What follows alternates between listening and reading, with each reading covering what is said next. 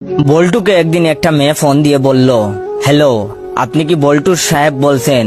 বল্টু বলল, হ্যাঁ বলছি। তখন মেয়েটি বলল, আপনার সঙ্গে যত তাড়াতাড়ি সম্ভব আমি দেখা করতে চাই, কিছু কথা বলার আছে আপনার সাথে। তখন বল্টু বলল, ওহ তাই নাকি, তো কি ব্যাপারে জানতে পারি? তখন মেয়েটি বলল, কারণ আমার ছেলে মেয়েদের মধ্যে একজনের পিতা হলেন আপনি। তখন বল্টু বলল, ও মাই গড, তুমি মর্জিনা বলছো নাকি? তখন মেয়েটি বলল, না মর্জিনা কে? তখন বল্টু বলল, তাহলে কি রহিমা? মেয়ে বলল, না না। তখন বল্টু বলল, তাহলে সকিনা? তখন মেয়েটা বলল, উফ না। তখন বল্টু বলল, তাহলে নিশ্চয়ই তুমি সাদিয়া? মেয়েটি বলল, দেখ না।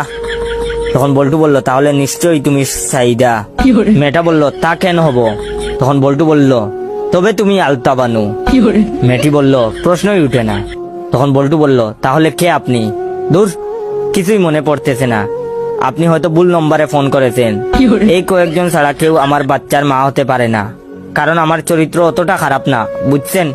তখন মেয়েটি বলল, আপনাকে গুরুত্বপূর্ণ কথা বলার জন্য ফোন করলাম, আর এগুলোর মাঝে একটাও আমি না। আর আপনি কিনা আপনার চরিত্র নিয়ে টানাটানি করতেছেন, কিন্তু কেন? তখন বল্টু বলল, তাহলে কে তুমি? তখন মেয়েটি বলল, আমি আপনার ছেলের ক্লাস টিচার, আপনাকে স্কুলে আসতে বলছি।